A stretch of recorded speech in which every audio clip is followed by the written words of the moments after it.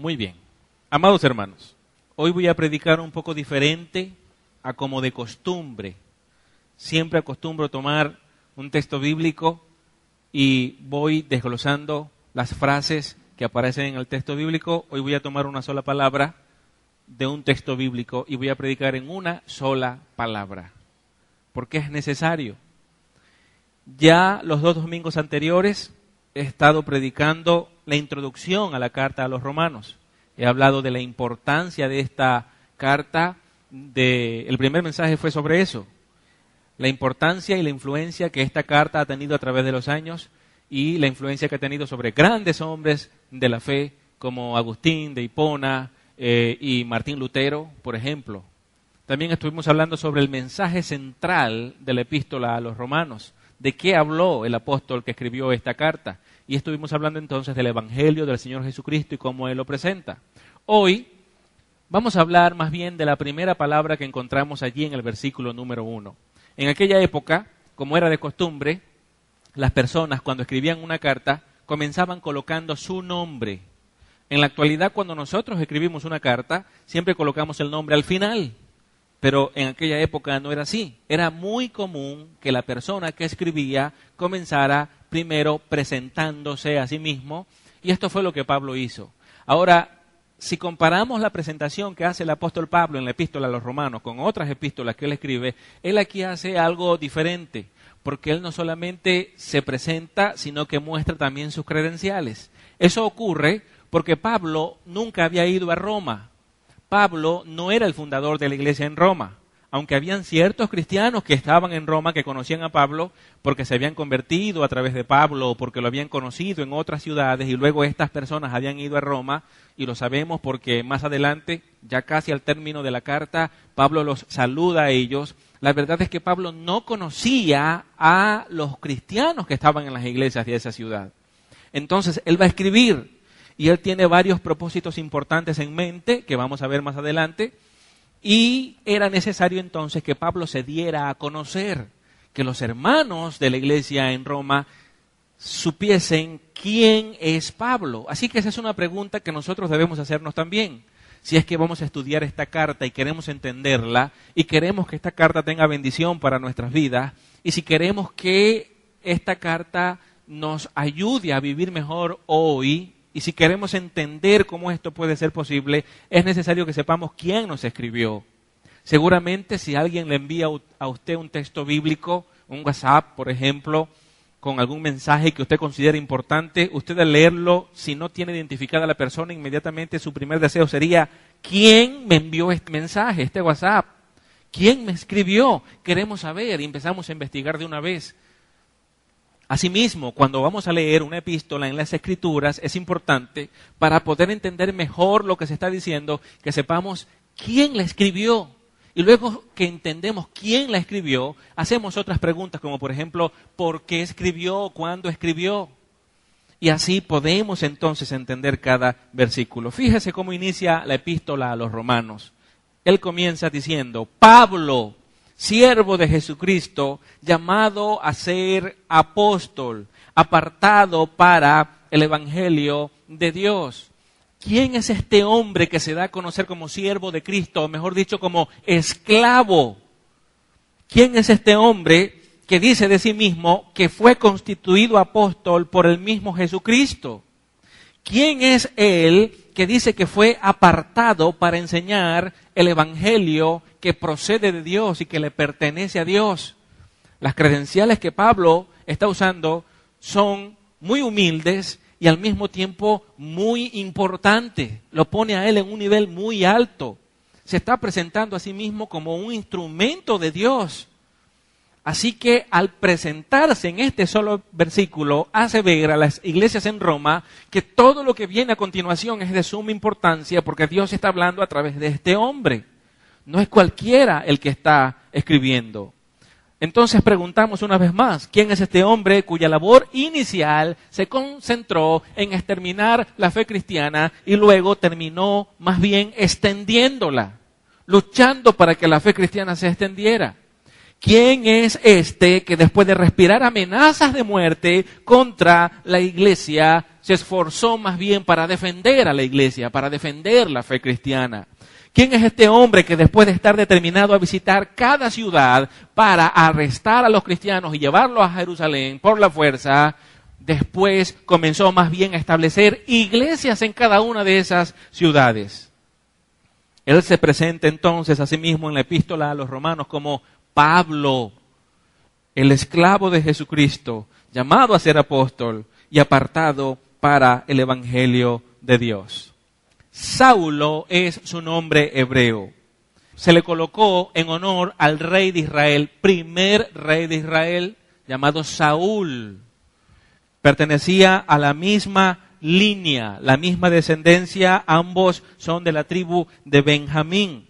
Saulo nació en Tarso, un centro de la cultura griega, una ciudad donde se encontraban las mejores universidades. Los eruditos dicen acerca de Tarso que era la cuna de las mejores universidades griegas. Allí nació este hombre llamado Saulo.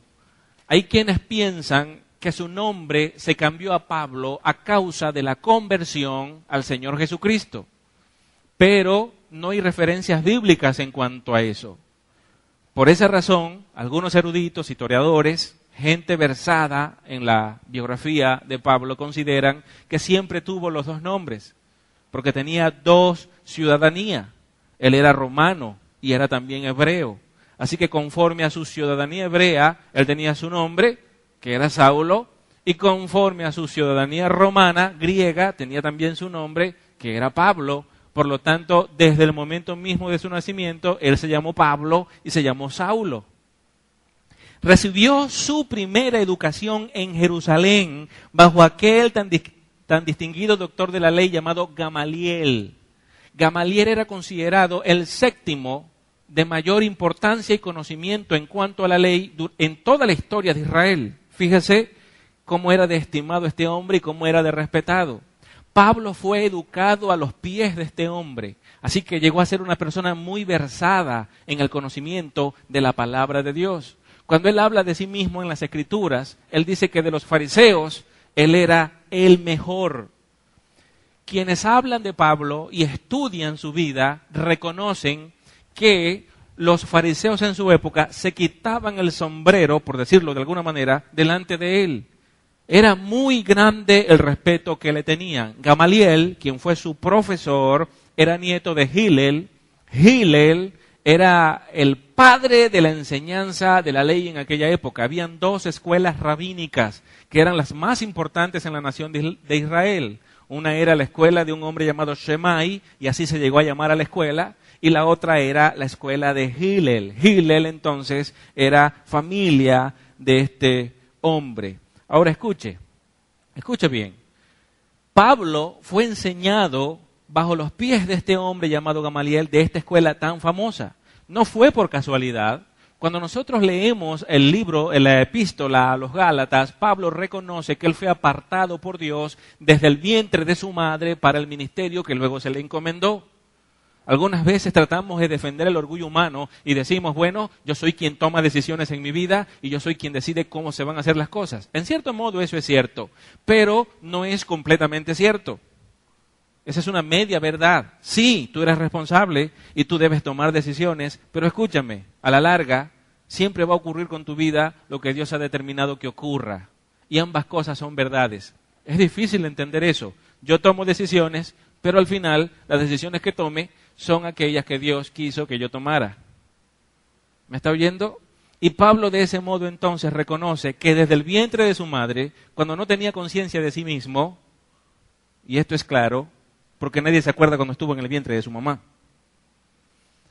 él fue apartado por Dios.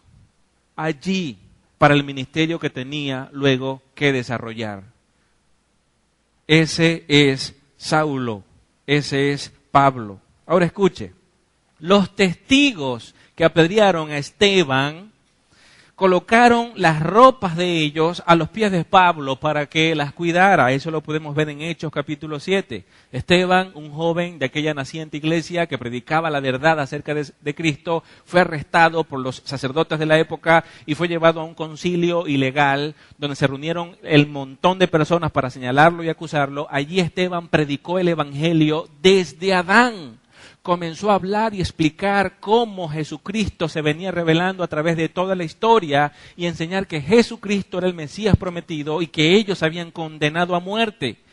Esteban con suma claridad enseñó estas cosas y ¿sabe algo? Por lo que dice Hechos capítulo 7 acerca de Pablo, estaba allí cuando Esteban enseñó. Probablemente se sorprendió al escuchar la enseñanza de este joven, pero aquello no lo hizo arrepentirse de sus pecados y creer en el Señor. Aunque Pablo era un conocedor profundo de la ley, conocía la palabra y había invertido toda su vida en el estudio de esta, aunque aquel hombre joven, Esteban, tomado por el Espíritu Santo, presentó un evangelio tan claro, Pablo no pudo entender la verdad y ser libre de su condición de pecado. Su mente estaba nublada, como él mismo enseñó, que el príncipe de este siglo ha oscurecido la mente de los incrédulos para que no les resplandezca la luz del evangelio.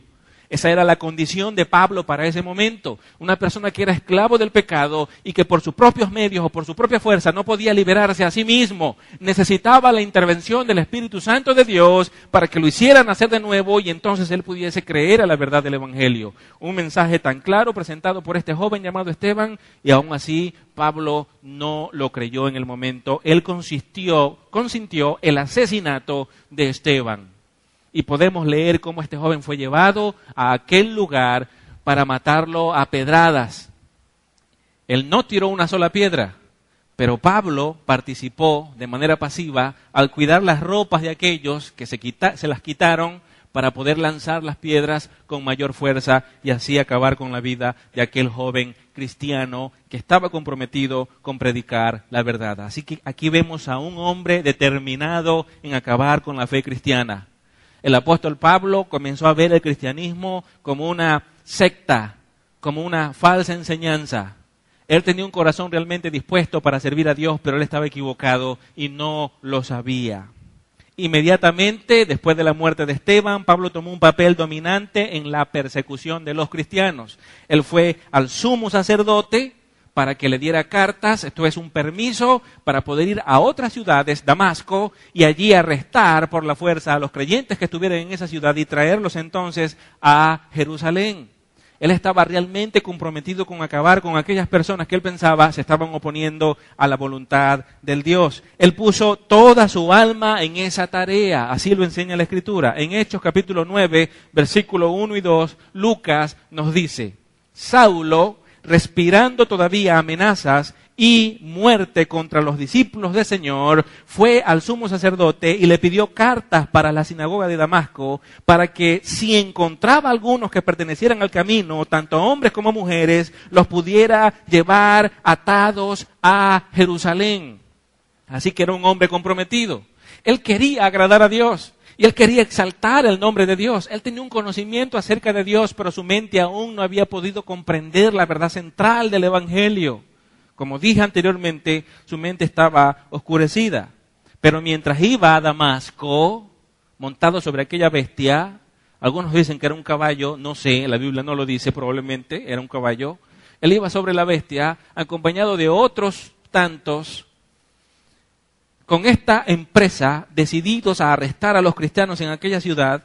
Se dice que un estruendo muy grande se escuchó desde los cielos y una luz muy fuerte atravesó las nubes y resplandeció con enorme fuerza al apóstol, para entonces Saulo, el perseguidor, que cayó de la bestia. Y aunque él pudo ver al Señor Jesucristo y pudo escuchar su voz, quienes estaban a su alrededor solo vieron una gran luz y escucharon un enorme estruendo, pero no podían entender nada. Ni vieron al Señor, ni tampoco escucharon la voz del Señor. Solo Pablo. Aquí vemos entonces un propósito claro que Dios tenía para con este hombre. Llamarlo para un ministerio era algo que ya Dios tenía determinado. Aunque el propósito de Pablo era otro, Jesús intervino para cambiarlo radicalmente. Y este hombre, a partir de este momento, de perseguidor, se convertiría entonces en perseguido. Yo quiero, por favor, que usted vaya conmigo al libro de los Hechos, en el capítulo número 9, para que podamos seguir leyendo lo que aconteció en este momento. Fíjese lo que dice el versículo 3 hasta el versículo 6. Dice: pero yendo por el camino, aconteció que, al llegar cerca de Damasco, repentinamente lo rodeó un resplandor de luz del cielo, y cayendo en tierra, oyó una voz que le decía: Saulo, Saulo, ¿por qué me persigues? El Jesucristo resucitado se le ha manifestado a Saulo y le habla. Este hombre estaba tan bien fundado en la ley, tan decidido a acabar con la fe cristiana, que Jesucristo mismo en persona es quien le presenta el Evangelio. Escuchó el mensaje del Evangelio a través de un joven llamado Esteban, pero su mente humana no tenía la capacidad de discernir la verdad que se expresaba en las palabras de este joven. Tuvo que aparecerse Jesucristo y hablarle personalmente, preguntándole: Saulo, Saulo, ¿por qué me persigues? Es interesante esta pregunta, porque Saulo no estaba persiguiendo literalmente a Jesucristo. Escuche, Saulo estaba persiguiendo a la iglesia, Saulo estaba persiguiendo a los cristianos, pero para Jesucristo, que persigan a su iglesia es como si lo persiguieran a él. Por lo tanto, quien haga sufrir a su iglesia es como si hiciera sufrir al mismo Jesucristo en persona. Allí se ve manifestado el amor de Cristo, su compromiso de cuidar, de guardar a aquellos que le pertenecen. Y por esa razón nosotros podemos sentirnos agradecidos. Si se desatara una persecución terrible en Venezuela en contra de la fe cristiana, Jesucristo considera que se le está persiguiendo a Él. Quien te persigue a ti, quien te acusa a ti, está persiguiendo y está acusando al Señor Jesucristo, porque somos seguidores de Él y le obedecemos y predicamos lo que Él ha hablado. Saulo, Saulo, ¿por qué me persigues? Él dijo: ¿quién eres, Señor? Para ese momento entonces Saulo no podía entender cuál era esa voz que le hablaba, pero seguramente estaba sorprendido porque no todos los días un rayo del cielo te ilumina y luego escuchas una voz que te habla. Eso no era sencillo. Así que era algo totalmente nuevo para él y sobrenatural. ¿Quién eres, Señor? No obstante, reconocía la autoridad de aquella voz. Le habló diciéndole: Señor. Probablemente Pablo estaba asustado, confundido, pero reconocía la autoridad de quien le hablaba. Y le dijo: yo soy Jesús, a quien tú persigues.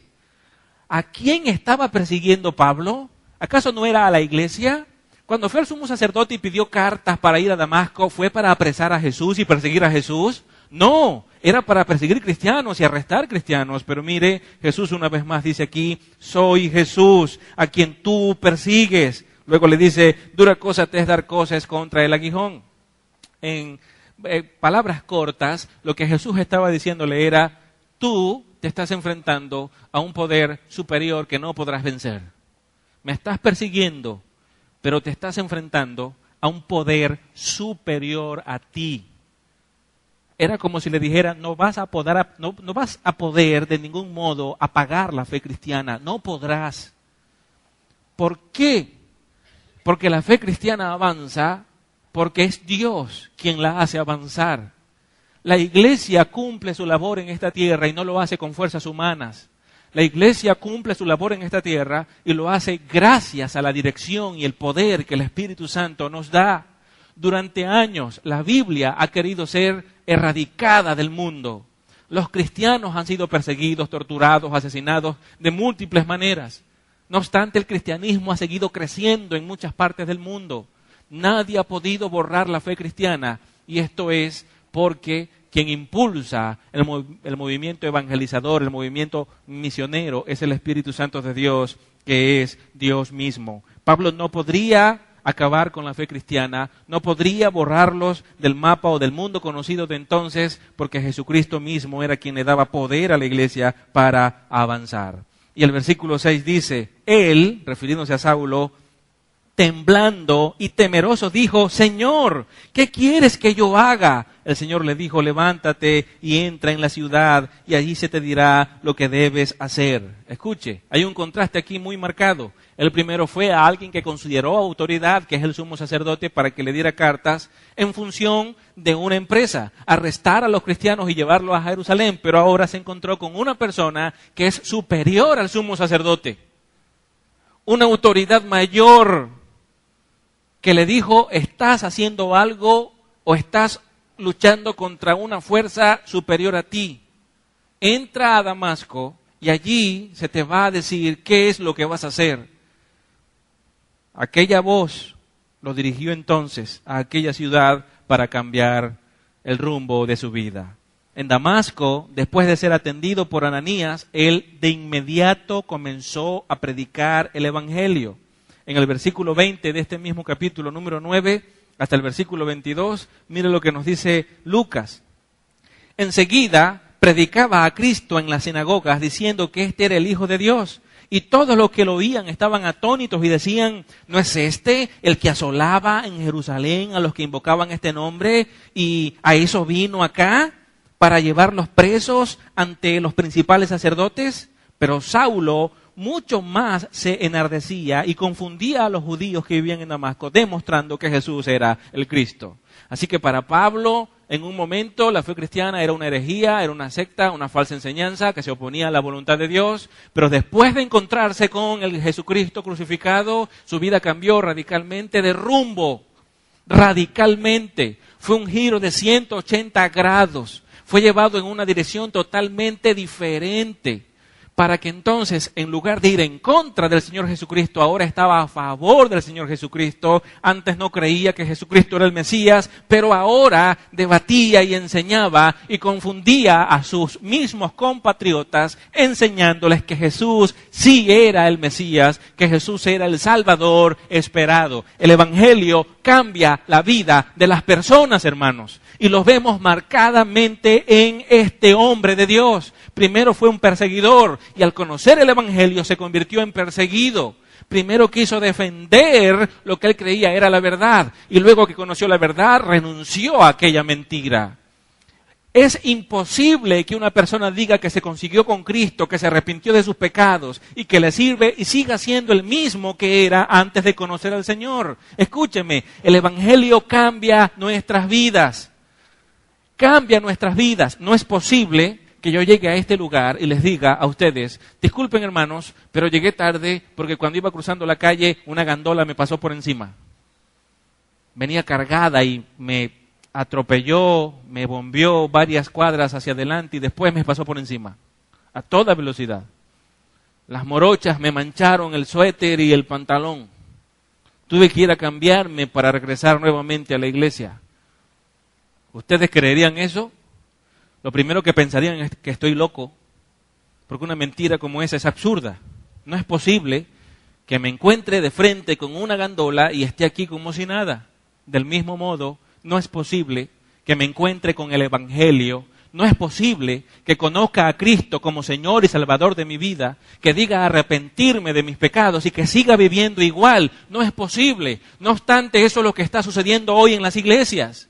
Aquí en el apóstol Pablo vemos un cambio radical, pero muchas personas hoy dicen: Jesucristo es mi Salvador, pero no es mi Señor. Ellos dicen que cuando mueran van a ir al cielo, pero viven como cualquier otro incrédulo. No vemos el fruto de la fe cristiana en sus vidas. Santiago dice que la fe sin obras es muerta. Pablo en Efesios dijo que no somos salvos por obras, sino por medio de la fe, por gracia, por medio de la fe. Entonces la fe sin obras a mí me salva, pero la fe que salva tiene obras que muestran la autenticidad de esa fe. Pablo tenía una fe auténtica. ¿Cómo lo sabemos? Su vida cambió por completo. Él era un perseguidor, ahora pasa a ser un perseguido. Él sabía todo el peligro que se le venía encima por renunciar a sus antiguas convicciones. Tenía que renunciar a toda la posición y el prestigio que él tenía en Israel. Él era respetado, él tenía una buena posición, pero ahora, cuando él comenzara a enseñar la fe cristiana, él sería perseguido, él sería aborrecido, y eso fue precisamente lo que sucedió, pero no le importó. Cuando escribe a los Filipenses dice que todas las cosas que anteriormente él había considerado como valiosas, ahora las tenía como basura, por amor de aquel que lo había llamado a predicar el Evangelio. Muchas personas hoy que dicen amar a Jesucristo no piensan como Pablo, más bien valoran más este mundo y valoran más lo material. Dicen que aman a Dios, pero luchan más por sus trabajos terrenales, luchan más por sus estudios terrenales, le dan más amor a las cosas efímeras y pasajeras de este mundo terrenal y no le dan valor a la palabra de Dios. Dice que aman a Dios, pero no aman su palabra. Eso es imposible. Salmo 138, versículo 2, dice que Dios ha elevado su palabra al mismo nivel de su nombre. Tú no puedes decir que amas a Dios y no te importa su palabra, o no la tomas en cuenta, o no la lees, o no procuras obedecerla. Jesucristo dijo, el que me ama, guarda mis mandamientos. ¿Me oye? No es posible amar a Dios y no tomar en cuenta su palabra. No es posible decir que soy cristiano y vivo como a mí mejor me parece. Por eso cuando Pablo escribe a los romanos dice que él es esclavo de Jesucristo. Ya no vive conforme a su propia voluntad, ahora vive conforme a la voluntad de aquel que lo llamó para ser apóstol, de aquel que lo apartó para predicar el Evangelio que procede de Dios, que tiene su origen en Dios. Es un mensaje que es de Dios. Pablo no predicaba sus propias opiniones, él no enseñaba sus conjeturas o hablaba de sus experiencias. Pablo predicaba lo que Dios le había encomendado predicar. Él estaba comprometido con la verdad, enseñaba la verdad y estuvo dispuesto a dar su vida por la verdad. Ese es el apóstol Pablo. Él comenzó a predicar inmediatamente después que Ananías fue y oró por él y recuperó entonces la vista, porque en aquella experiencia, cuando aquella luz lo iluminó y cayó de la bestia, él quedó por completo ciego. Ananías fue a buscarlo en Damasco, donde él estaba. De hecho, permítame decirle que Ananías tenía miedo de ir, porque ya Pablo era conocido como un perseguidor, un asesino de cristianos. Arrestaba a los creyentes y los llevaba a la cárcel. Escuche, Ananías fue porque Dios en visión le habló. El Señor Jesucristo le dijo, ve, porque este hombre ha visto en visión que un hombre llamado Ananías va y ora por él y él recupera la vista. Así que de manera sobrenatural Dios estaba interviniendo. De manera sobrenatural, en visión, Dios le mostró a Pablo que este Ananías que venía realmente de parte del Mesías. ¿Se da cuenta?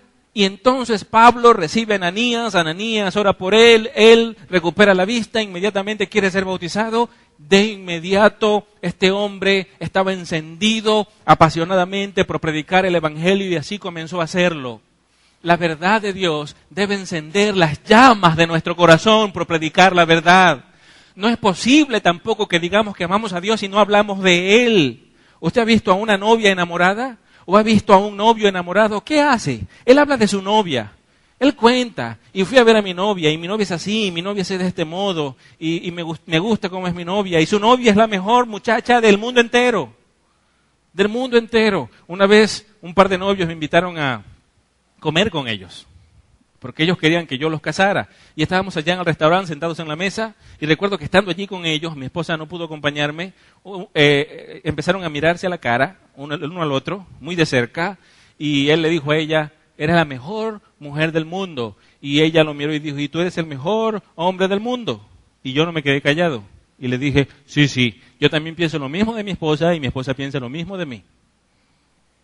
Cuando estamos enamorados, nos enfocamos en esa persona como lo mejor que pudo haber existido.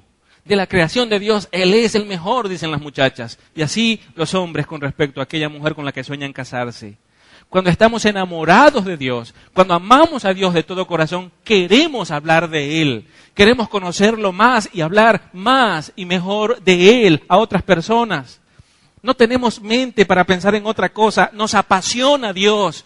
Cristo nos apasiona y el mensaje del Evangelio nos apasiona.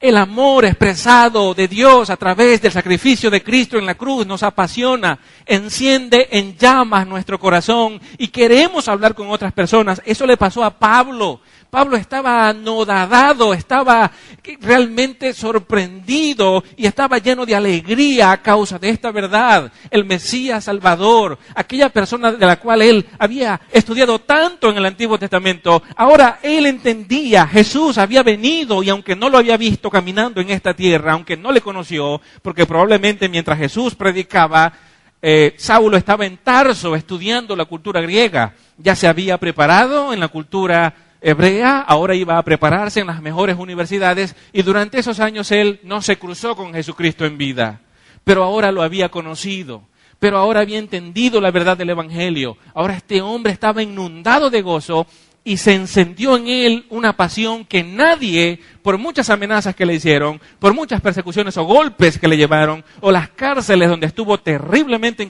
encadenado, pudieron apagar la pasión que se encendió en el corazón de este hombre.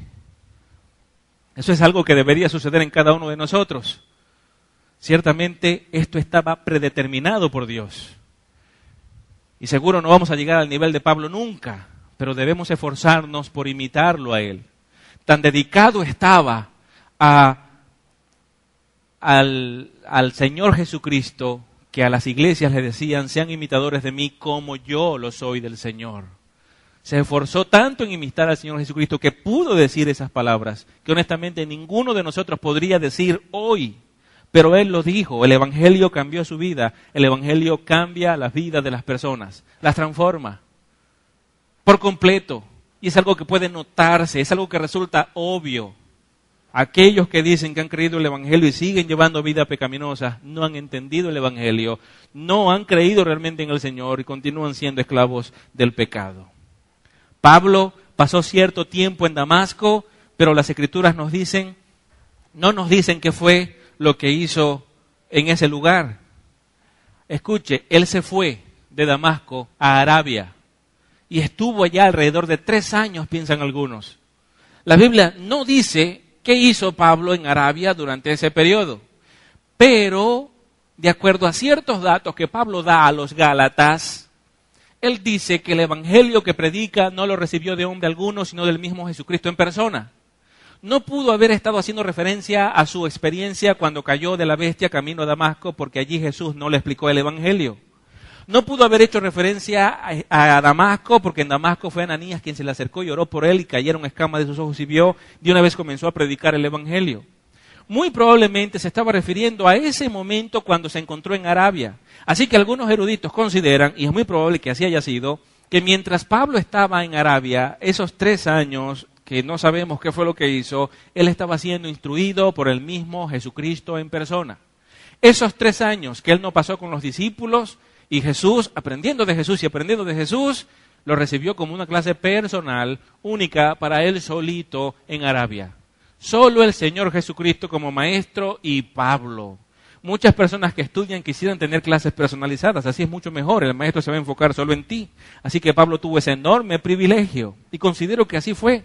Estaban allá en Arabia sin nadie que los interrumpiera, solo el Señor Jesús y Pablo. Pablo podía hacer todas las preguntas que quería. Ahora escúcheme bien, Pablo no era una persona normal en aquella época de la clase baja de Israel. Era un doctor de la ley, tenía un conocimiento profundo de la palabra de Dios. Así que no quiero ni imaginarme las preguntas teológicas que le haría al Señor Jesucristo. Probablemente Pedro no tenía la capacidad para sentarse a hablarle a Pablo sobre las verdades del Evangelio y caminarlo por todo el Antiguo Testamento, que era algo que Pablo dominaba a ojos cerrados. ¿Me escucha? Pablo no solamente tuvo el mejor maestro, Gamaliel, para entender la cultura hebrea y conocer la ley y la forma de pensar de la nación de Israel, también tuvo a los mejores profesores en Tarso y conocía la filosofía griega a la perfección y conocía la manera de pensar de los griegos a la perfección. Este hombre con doble ciudadanía podía entender los dos mundos, podía entender a los hebreos de manera perfecta y entender también a los griegos de manera perfecta.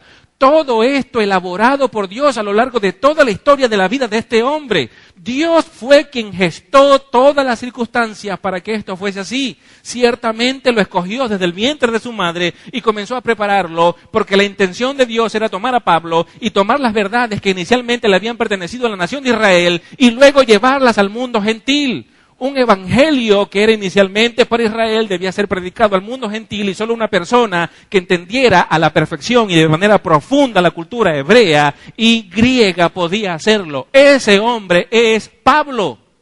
Es la herramienta que Dios quiso usar.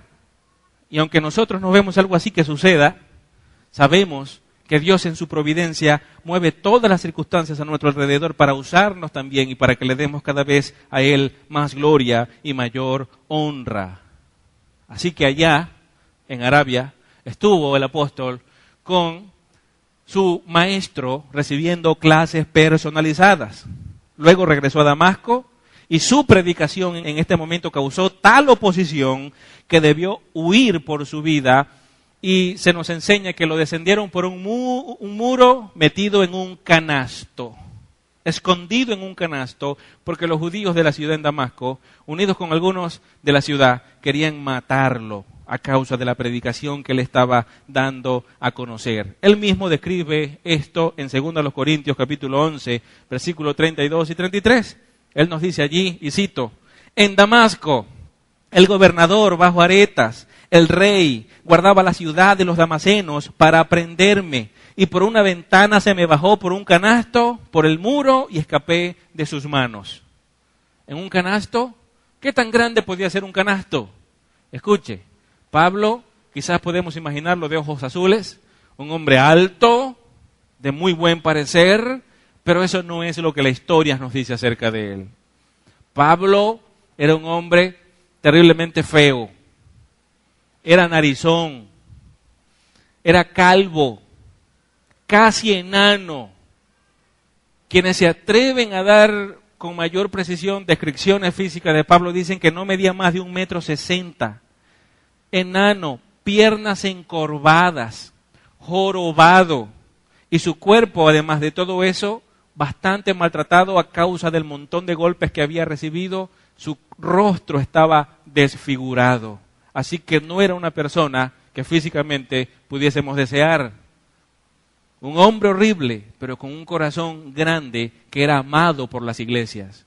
Quienes estudian su vida están de acuerdo que cuando Pablo visitaba cada ciudad, los cristianos se lanzaban sobre él y lo abrazaban y lo besaban y le decían, te amamos, Pablo. Y eso explica por qué en aquella playa, en Éfeso, en Hechos capítulo 20, Pablo está despidiéndose de los pastores y está diciéndoles a los pastores, escuchen, mientras estuve con ustedes, nunca yo me traté de no predicar todo el consejo de Dios. Me esforcé en hacer todo lo contrario, en enseñar todo lo que Dios nos ha dado a conocer. Y nos dice las Escrituras que quienes estaban con él lloraban y lo abrazaban y le decían que lo amaban. Este era un hombre de parecer quizás muy feo, pero con un corazón realmente hermoso que daba a conocer del mismo modo el amor de Dios. Después de cumplirse 3 años de su conversión, Pablo llegó a Jerusalén. ¿Y qué hacía Pablo en Jerusalén? Escuche, allí predicaba a los judíos que eran de habla griega. Ellos tramaban también matarlo a causa del mensaje que él daba a conocer. Por decisión de los discípulos y también por confirmación del Espíritu Santo, él fue enviado a otro lugar para preservar su vida. Él mismo en Hechos capítulo 22, versículos 17 al 21 nos cuenta, y cito, dice Pablo, y sucedió que cuando hube retornado a Jerusalén y estaba orando en el templo, caí en trance y vi al Señor diciéndome, apresúrate y sal rápidamente de Jerusalén, porque no aceptarán tu testimonio respecto a mí. Ve, porque te enviaré lejos a los gentiles. ¿Qué sucedió? Que Pablo comenzó a predicar el evangelio a su misma nación, a sus compatriotas, a los judíos. El evangelio inicialmente para ellos, pero luego el Espíritu Santo de Dios le dice, vete y empieza a predicar al mundo gentil porque este pueblo endureció su corazón, no te van a escuchar, vete de aquí. Pablo desde entonces comenzó a dedicarse al mundo gentil, pero escuche bien, nunca dejó de orar por sus compatriotas de la nación de Israel para que se arrepintieran y creyeran, y nunca dejó de predicarles tampoco, aunque su ministerio se enfocó principalmente en gentiles. Él amaba a su nación y oraba por su nación y predicaba a su nación el evangelio cada vez que podía. Él explica esto en los 3 versículos centrales de la epístola a los Romanos. Romanos 9, 10 y 11 son una explicación para demostrarnos que Dios no ha cambiado el plan inicial con la nación de Israel.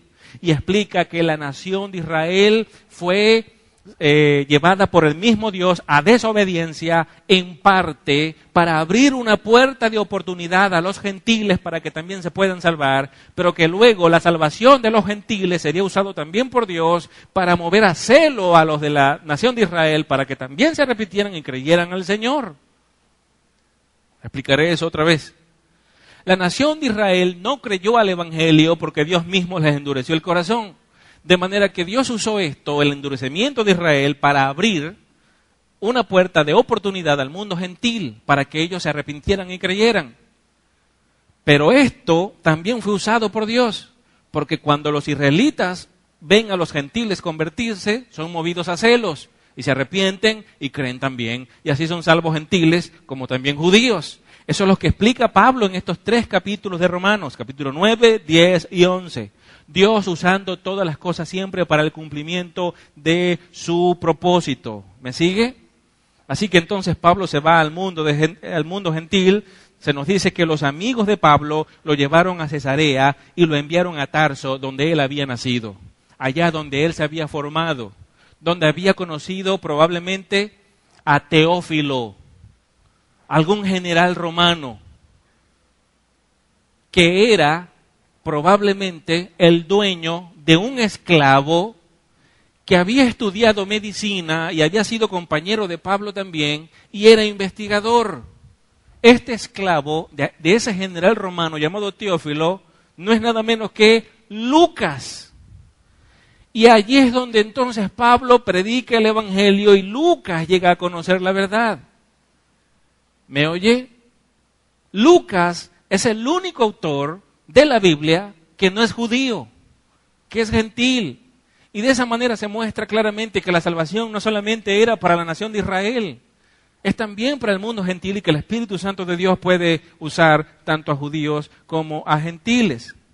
Es probable que durante su estadía en Tarso, Pablo fundara varias iglesias que son mencionadas en Hechos capítulo 15, versículo 41. Ahora fíjese, Bernabé, que era otra persona que había creído en el Señor, él se encontraba en Antioquía. Allá él estaba predicando el evangelio y luego escuchó que Pablo se encontraba en Tarso estableciendo iglesias y que el ministerio de Pablo en Tarso era exitoso. ¿Qué hizo Bernabé? Se fue a Tarso y buscó a Pablo y se lo llevó a Antioquía. Le dijo, Pablo, ven, acompáñame, vamos a Antioquía, allá hay que predicar el evangelio. Y Pablo, ya entendido, porque el Espíritu Santo lo había llevado al mundo gentil, se fue con Bernabé a Antioquía. Y estando allá fundaron una iglesia y la establecieron con fundamentos firmes. Esta iglesia, luego, movida por el Espíritu Santo, oraron por Bernabé y por Pablo para enviarlos al primer viaje misionero. Y entonces es así como en Antioquía, Pablo y Bernabé salen y emprenden la misión a los gentiles ya formalmente hablando. Ahora escuche bien, la extensión de la iglesia es a partir de Antioquía por medio de 3 grandes viajes misioneros. Podemos decir que la iglesia de Antioquía es el ejemplo perfecto para cualquier iglesia en estos tiempos, porque era una iglesia que estaba fundamentada en las misiones, alcanzar al mundo para Cristo, predicar el evangelio, dar a conocer el nombre del Señor. Escúchame bien, ese es el propósito de toda iglesia, glorificar a Dios por medio de la predicación del evangelio y por medio de una vida santa. Si no predicamos el evangelio y no vivimos el evangelio, no somos iglesia. ¿Me está oyendo? El evangelio es tan importante para que seamos salvos, pero es también muy importante para que llevemos vidas santas. Tú no solamente necesitas el evangelio para salvarte. Algunas personas dirán, bueno, ya soy salvo, no necesito conocer tanto el evangelio, pero no es así. Necesitas conocer el evangelio porque a través del evangelio creces en tu vida espiritual.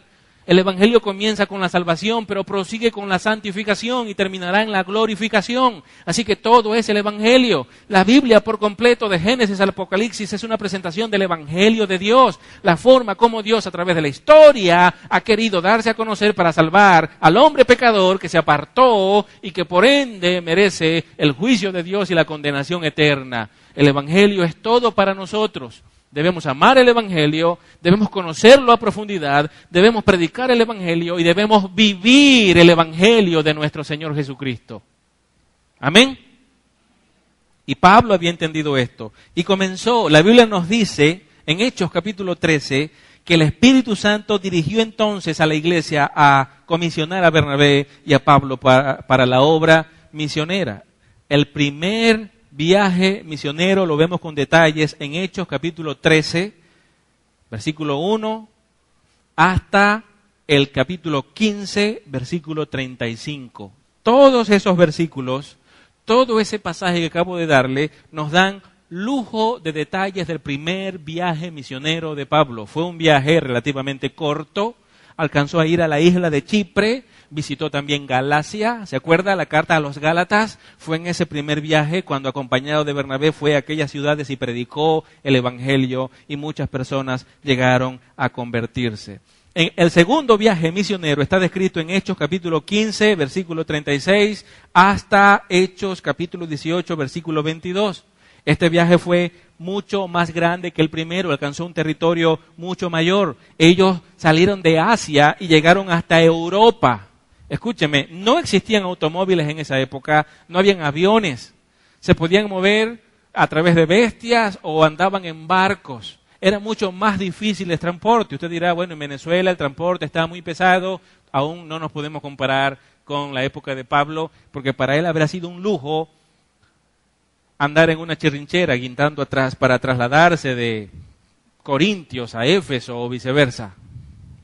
Sin embargo, caminaban por caminos polvorientos y andaban sobre bestias y de un lugar a otro, predicando siempre el Evangelio, esforzándose. Escuche, Pablo había renunciado a todo su prestigio, a todo lo material, a lo que tenía oportunidad, para obedecer a Dios. Él entendió el valor del Evangelio, el valor de obedecer a Dios y de darlo a conocer. Nosotros como iglesia debemos entender también ese valor. Este fue un hombre que dio su vida y debemos nosotros dar nuestra vida también por la predicación del Evangelio.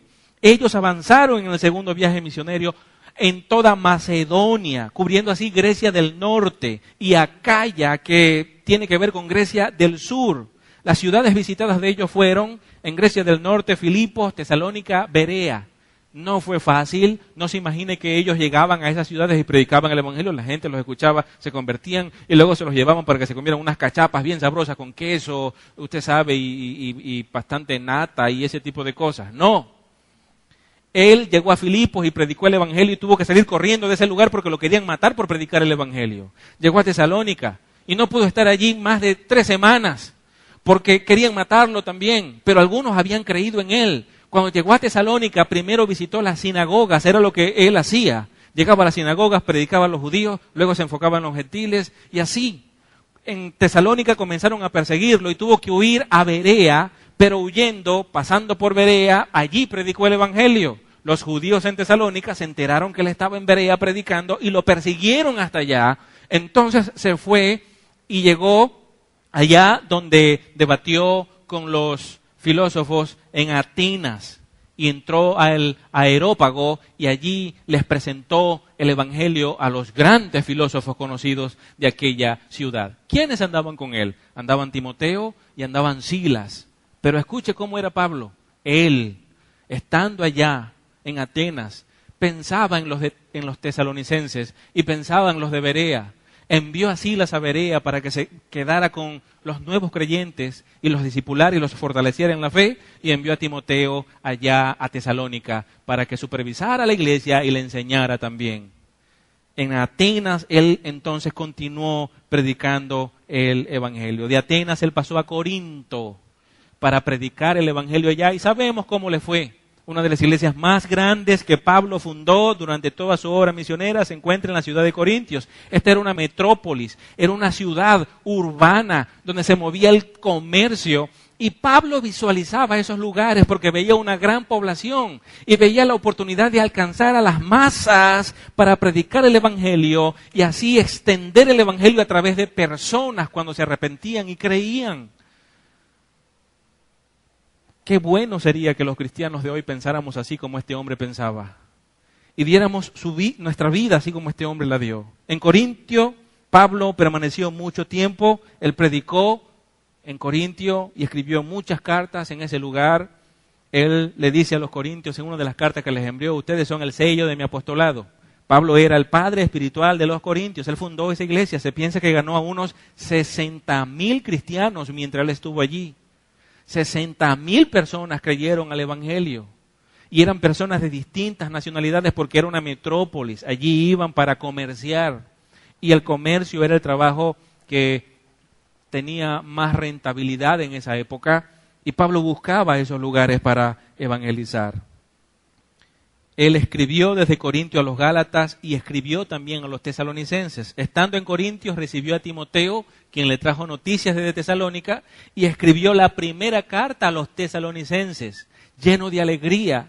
Usted allí en Corintios ahora puede entender un poco más a Pablo, todo lo que había vivido y sufrido por las personas de Tesalónica, y cuando escribe esa carta usted ve el amor expresado en cada palabra. En la primera carta a los tesalonicenses, Pablo da gracias a Dios por la fe de esos hermanos, porque tan débiles que eran en el poco conocimiento que Pablo les dio en 5 semanas o menos, y ellos permanecieron y crecieron. Timoteo le dijo: Pablo, la iglesia en Tesalónica ha perseverado en las enseñanzas que tú le diste. 3 o 4 semanas fue lo que tuvo con ellos, y esos hermanos crecían y crecían y crecían en la fe, y predicaban el evangelio y se motivaban unos a otros para seguir siendo obedientes a la verdad que habían recibido del apóstol Pablo. Así es como debe ser la iglesia en esta época. Luego de estar en Corintio, Pablo se fue a Éfeso, donde no estuvo mucho tiempo, pero prometió que regresaría y volvió entonces a su centro de operaciones. ¿Cuál era el centro de operaciones de Pablo? Antioquía. Regresó nuevamente a la ciudad, probablemente para rendir cuentas a la iglesia, para descansar un tiempo, para ahora sí retomar fuerzas. Y luego salió de Antioquía en su tercer viaje misionero, después de haber pasado por la región superior. ¿Y cuál es la región superior por donde él pasó? Escuche: Filipos, Tesalónica, Berea, Antena, Corintio. Volvió a pasar por todas esas ciudades antes de ir a Éfeso, donde quería ir a establecer una iglesia. ¿Por qué? Les voy a decir por qué. Porque Pablo quería ver cómo estaban las iglesias, quería ver cómo estaban los cristianos.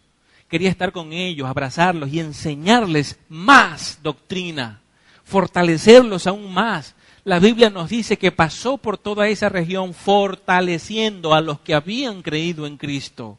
No solamente iba y predicaba el evangelio y después se desatendía de ellos, como muchos evangelistas hoy. Ellos dicen: yo soy evangelista. Van a una ciudad, predican el evangelio y luego no vuelven más nunca. Pablo no hacía eso. Él iba, predicaba el evangelio, conocía a los cristianos, se iba y después regresaba. ¿Cómo están ustedes? Vamos a reunirnos, vamos a sentarnos, vamos a estudiar las escrituras. ¿Tienen algunas dudas? Yo las explico. Oraba por ellos, lloraba con ellos, sufría con ellos, dormía con ellos, comía con ellos, salía a la calle con ellos. Este era un maestro. Él mostraba el amor de Dios.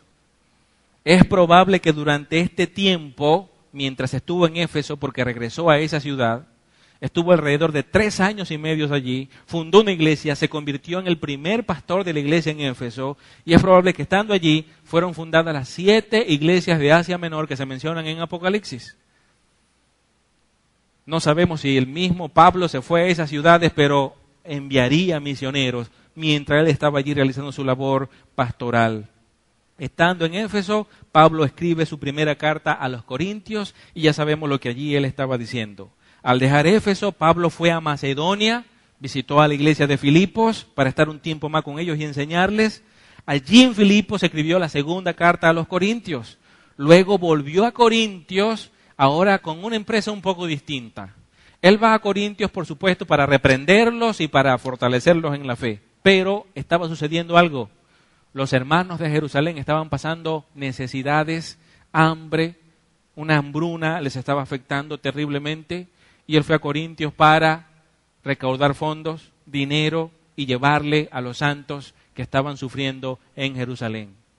Es por eso que en 2 Corintios capítulo 8, cuando él les escribió a ellos desde Filipos, les estaba diciendo acerca de las iglesias de Macedonia, que eran generosas, que en medio de su pobreza ellos enviaban recursos para ayudar a los misioneros. Ahora le enseña a los corintios a hacerlo también. Y mire lo que aquí está sucediendo.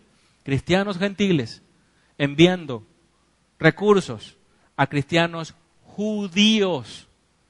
Y aquí se nos enseña que cuando habían dos pueblos totalmente distintos, los judíos y los gentiles, en la iglesia del Señor, los dos pueblos vienen a ser uno solo. Todas las paredes que nos dividen, el Evangelio las derrumba para que seamos uno. No debe haber división en la iglesia. No debe haber resentimientos en la iglesia. Tenemos que estar unidos. Tenemos que perdonar nuestras diferencias y trabajar juntos en la fe. Todo para que el reino de Dios avance. Estando en Corintios, Pablo estaba recogiendo la ofrenda y él pensaba entonces ir a Jerusalén para entregar el dinero a los cristianos judíos, pero tenía un propósito más allá. ¿Sabe usted cuánto tiempo había pasado durante todo este recorrido que hemos hecho con Pablo? Desde el momento que él se convirtió en Damasco hasta este momento que él está en Filipos recogiendo la ofrenda para ir a Jerusalén, habían pasado 15 años. Pablo ya era un anciano. Cualquier persona ya en ese momento diría, bueno, es bastante lo que he hecho, ya estoy cansado. En estos tiempos he escuchado a muchos pastores decir, ya estoy cansado. Y son pocos años mayores que yo. Ya están cansados. Pablo era un anciano, no dijo, ya estoy cansado. Él, desde Corintios, escribe la más maravillosa y grandiosa carta. Mientras se recogía la ofrenda que iba a llevar a Jerusalén, se fue con un amanuense a un cuarto y lleno de esperanza, de entusiasmo y aún con la pasión encendida, moviéndose de un lado a otro, planificando cómo iba a hacerlo, entusiasmado, alegre, lleno de gozo, le dijo al amanuense, siéntate allí y quiero que escribas, Pablo, siervo de Jesucristo, llamado a ser apóstol, apartado para el Evangelio de Dios, y el amanuense escribiendo, y esa era la carta dirigida a la iglesia en Roma. Es allí cuando Pablo comienza a escribir, ya anciano, 15 años de misiones, habiendo establecido cristianos en muchas partes del mundo, ahora quiere irse a un lugar donde el Evangelio no había sido predicado. Había estado en Occidente, ahora quería irse a Oriente. Miró toda aquella región y me lo imagino sentado mirando mapas y diciendo, bueno, ya toda esta parte de aquí la he predicado, ahora quiero ir hacia allá. El Evangelio no ha predicado España, Italia, Francia. Quiero visitar esos lugares. Y se concentró en España. Antioquía ya no podía ser su centro de operaciones porque su centro de operaciones en Antioquía estaba hacia el oriente. Él tenía que buscar hacia allá, hacia donde estaban aquellos países. Y entonces vio a Roma y dijo, ese es el lugar. Quiero ir a España, pero entre Jerusalén y España se encontraba Roma. ¿Qué mejor lugar para tomarlo como centro de operaciones? ¿Qué mejor iglesia para hablar con ellos y solicitarles a ellos apoyo financiero, espiritual, en todo sentido, para que misioneros de esa iglesia se fueran con él a España para predicar el Evangelio? ¿Qué mejor lugar? Y entonces comienza a escribir aquella carta, no solo para solicitar ayuda de la iglesia en Roma, sino también porque quería darles un fundamento apostólico. La iglesia en Roma no se había fundado por la presencia de ningún apóstol. Pedro no había visitado Roma, como dicen los católicos, están en un completo error. Fue Pablo quien visitó Roma y cuando lo hizo no fue como esperaba. Él escribe a los romanos y cuando usted lee la carta se da cuenta que les dijo, yo les pido que oren por mí porque voy a Jerusalén a llevar una ofrenda para ayudar a los santos judíos que están allí sufriendo, pero me están esperando también porque me odian mucho allí y odian el Evangelio. Así que oren por mí para que el Señor me guarde mientras esté allí. ¿Y qué sucedió? Pablo fue a Jerusalén, llevó la ofrenda, los judíos lo vieron, lo prendieron y fue a la cárcel. Y fue cuando apeló al César. ¿Y por qué apeló al César? Porque ya el Espíritu Santo de Dios le había mostrado que era necesario que fuera a Roma. ¿Pero cómo fue a Roma? En cadenas. Y estuvo preso en Roma. Pero eso no fue un impedimento, ni siquiera el ánimo se le apagó. Todos los problemas y circunstancias difíciles de la vida que este hombre enfrentó, más bien fueron gasolina para incrementar las llamas de su pasión, para seguir predicando el Evangelio. Y cuando lees la carta que envió a los filipenses, estando preso en Roma, ¿qué fue lo que dijo? Le di gracias a Dios porque mis prisiones han servido para que la iglesia se emocione aún más en predicar el Evangelio. Y no solamente eso, sino que estando aquí preso, le he predicado el Evangelio a los soldados, a los que viven en la casa del César. Se estaban convirtiendo las personas del gobierno. No había lugar donde meter a este hombre que el Evangelio no causara revuelo.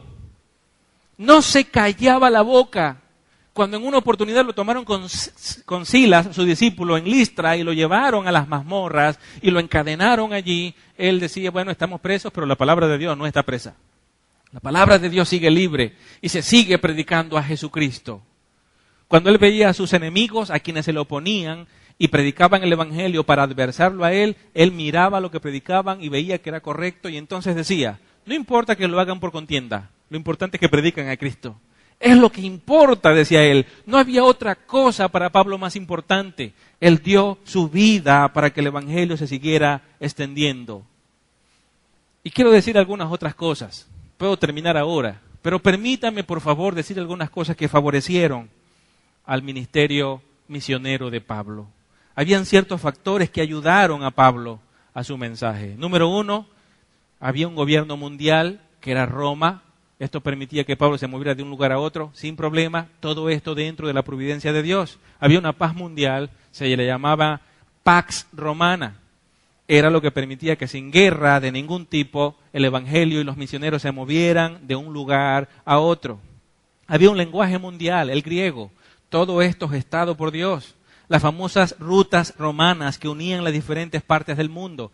Se habían diseñado rutas para poder ir a varias ciudades. ¿Ustedes se acuerdan de aquella expresión que dice, todos los caminos llevan a Roma? Desde cualquier lugar del mundo podías ir tranquilamente a donde se encontraba Roma porque habían vías principales de acceso. Algunos dirían, bueno, fueron los economistas, fueron los gobernantes pensando en mejorar la sociedad para que todos tengamos un mejor vivir. Yo diría, fue Dios ajustando todo y preparándolo todo para este momento, cuando este hombre, conocedor de la cultura hebrea y conocedor de la cultura griega, empezaría a moverse por todo el mundo conocido, y era necesario que esto estuviese así. Era necesario que el griego fuese el único idioma conocido en todo ese mundo, y era necesario que hubiese paz, y era necesario que las vías estuviesen listas para que el evangelio circulara. Fue en la providencia de Dios que estas cosas sucedieron. William Hendrickson pregunta, ¿qué tipo de hombre era entonces Pablo? Que usó todo lo que tuvo a su alcance para glorificar el nombre de Dios. William Hendrickson dice 3 cosas acerca de Pablo. Número 1, él dice, era un hombre de brillante intelecto. No era un bruto Pablo, era una persona que tenía mucho conocimiento, y así lo dice Hendrickson, escuche, era un pensador de primer orden, un hombre con una mente penetrante, bien versado en el Antiguo Testamento y capaz de captar la relación entre esos pasajes y la doctrina de la salvación en Cristo.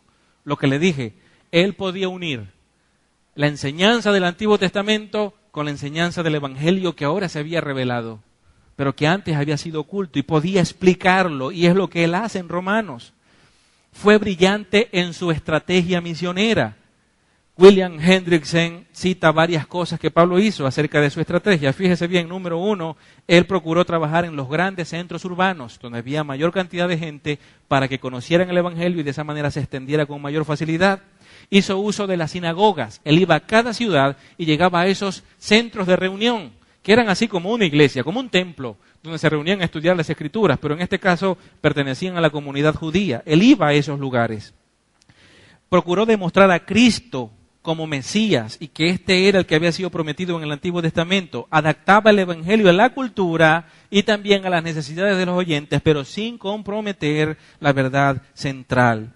Efectuaba obras de seguimiento por medio de nuevas visitas y también por medio de cartas. Es el hombre que más escribió. Usted ve el Nuevo Testamento, quien más contribuyó al Nuevo Testamento fue Pablo. Promovió la unidad entre el rico y el pobre, el gentil y el judío, pidiendo a las iglesias más prósperas que ayudaran a las iglesias más pobres. Problema que enfrentamos aún hoy. Iglesias con mucha prosperidad no están ayudando a las iglesias pobres que tienen tanta necesidad. Así que no solamente era de brillante intelecto, William Hendrickson dice que era de una voluntad de hierro. Mire lo que dice 1 Corintios 9:22. Dice Pablo, ay de mí si no predico el Evangelio. Pablo tenía una invencible determinación de ser canal de bendición para los hombres en la predicación de la verdad. Tenía una indomable resolución de predicar el Evangelio en todo lugar, sin importar la oposición que se presentara en el camino. Él la vencía y seguía adelante. importantes son las palabras de Pablo en 2 Corintios, capítulo 11, versículo 23 al 28. ¿Tenía Pablo una voluntad de hierro? Mire lo que nos dice aquí. 2 Corintios 11, 23. Dice Pablo, somos ministros de Cristo, como si estuviera loco hablo, yo más en trabajos, más abundante, en azotes sin número, en cárceles más, en peligros de muerte muchas veces. De los judíos 5 veces he recibido 40 azotes menos 1. Quiero decir, en este versículo número 24, que estos azotes a lo que se refería Pablo eran tan terribles que la mayoría de las personas morían en esos azotes. Lo que Pablo está queriendo decir en el versículo 24 cuando dice, de los judíos he recibido 5 veces azotes, de los que son 40 menos 1, lo que estaba diciendo era que en 5 ocasiones estuvo a punto de morir. Así que por favor considere usted lo que este hombre sufrió. Y sigue diciendo, 3 veces he sido azotado con varas, 1 vez apedreado, 3 veces he padecido naufragio, 1 noche y 1 día he sido naufragado en alta mar, en caminos muchas veces, en peligros de río, peligros de ladrones, peligros de los de mi nación, peligros de los gentiles, peligros en la ciudad, peligros en el desierto, peligros en el mar y peligros entre los falsos hermanos, en trabajo y fatiga, en muchos desvelos, en hambre y sed, en muchos ayunos, en frío, en desnudez, pero él nunca se dio por vencido. Durante todos los años de su vida, sin él saberlo, Dios estaba preparándolo para este gran momento, para este gran llamado. Y finalmente, William Hendrickson no solo dice que tenía un brillante intelecto, una voluntad de hierro, él también dice que el apóstol Pablo tenía un corazón compasivo. Literalmente escribe, era un hombre maravillosamente amoroso, un alma verdaderamente grande. El corazón le dolía a Pablo porque muchos de su propio pueblo no creían en el Evangelio. En Romanos capítulo 9, versículo 1 al 3, él desea perderse él mismo, ser maldito, si con eso su nación se arrepintiera y creyera en el Señor Jesucristo. Así de grande era el amor por sus compatriotas. La ansiedad por todas sus iglesias siempre pesaba sobre él. 2 Corintios 11, 28 nos habla sobre esto.